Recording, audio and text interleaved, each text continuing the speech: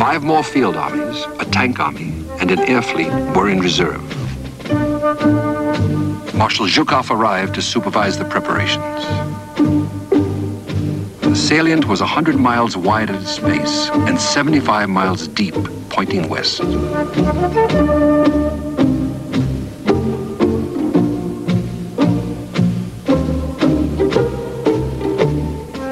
On the central front was Marshal Rokossovsky. Marshal Vatutin commanded the Voronezh front. Marshal Konyev held the General Reserve. They were ready. They expected the Nazi attack somewhere between July 3rd and July 6th.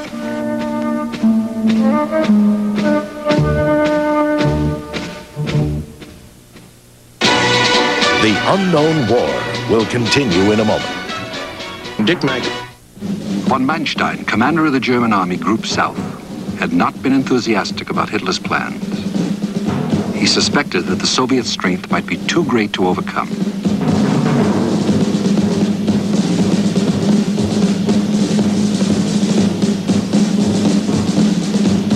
Himmler arrived to inspect the pride of the SS, 3 divisions of them.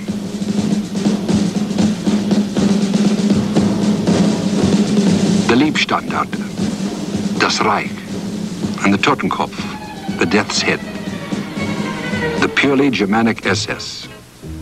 They were about to enter their last and fiercest battle.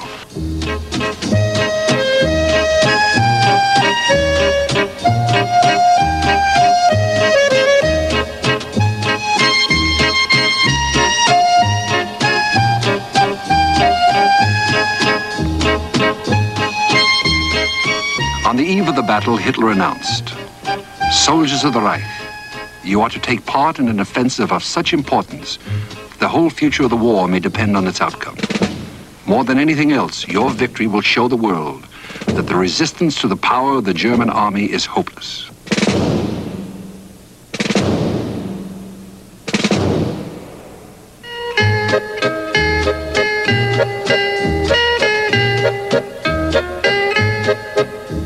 Other messages went home to Germany. Father, the world looking at us should stand with bated breath. We're ready to fight. The justification of the war is that Germany will gain vital space. It is for this that we are ready, if necessary, to burn the whole world to ashes.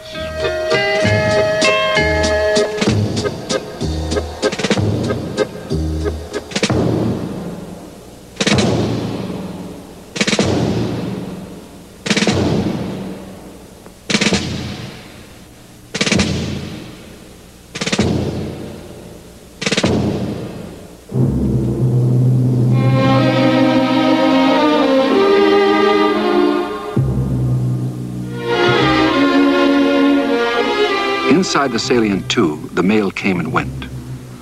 Letters home. But to homes that no longer existed. To villages that had been put to the torch. To mothers, fathers, children, wives, living a nightmare. Or already dead.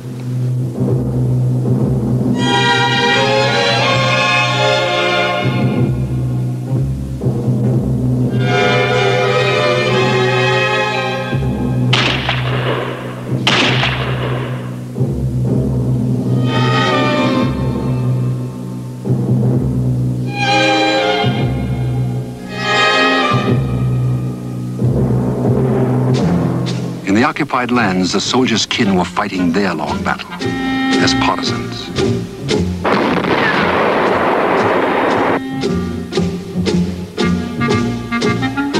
All across the upper Donetsk Valley, the green fields of wheat were turning yellow under a gentle westerly breeze, but the sense of peace was illusory.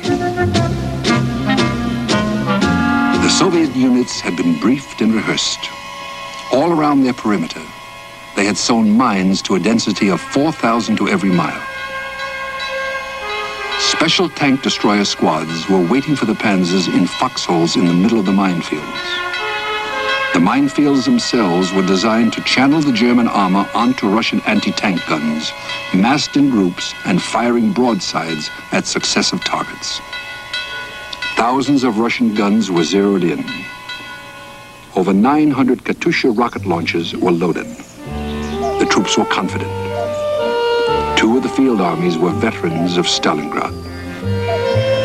On the field of Kursk, as June ended, there were the makings of Armageddon. 2.25 million men. Over 6,000 tanks. 29,000 guns and mortars. All silent, waiting.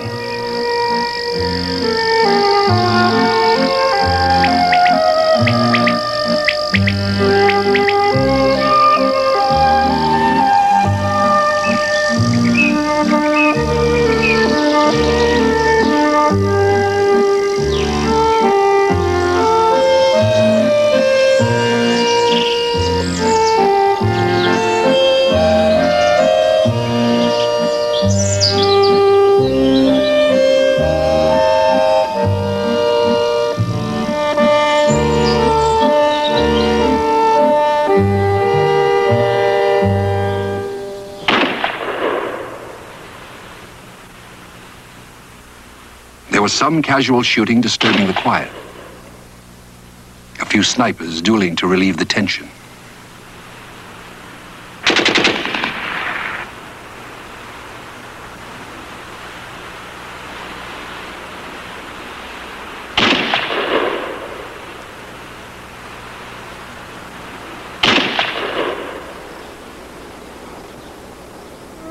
During the night of July 4th, a Soviet patrol brought in a prisoner.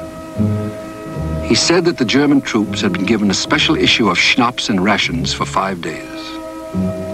H hour was next morning. North of the salient, the 4th Panzer Army stood, the most powerful force ever put under a single command in the German army. 9 panzer divisions on a front of only 30 miles. If this enormous strength did not break the Soviets, nothing ever would. The possibility that it might not produced a strange fatalism in the waiting Nazis.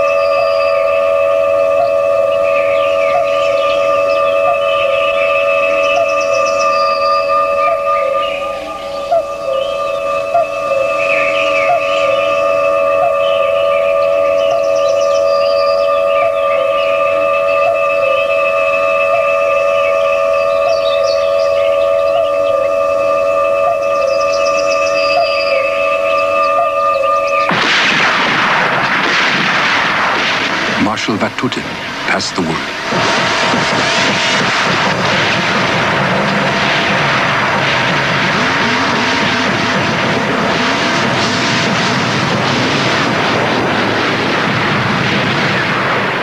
It was a colossal battle of attrition. What mattered was not land, but the annihilation of men and machine. Whoever could hand out the most punishment would win.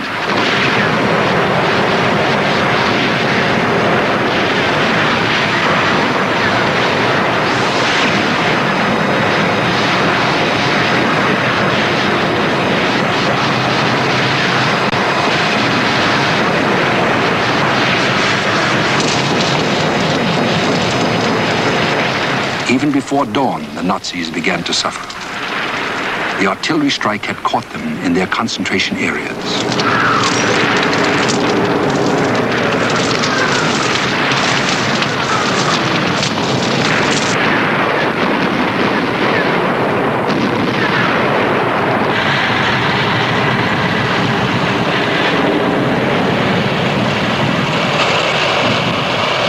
in the afternoon of July 5th, the Germans launched their first wave, some 2,000 tanks.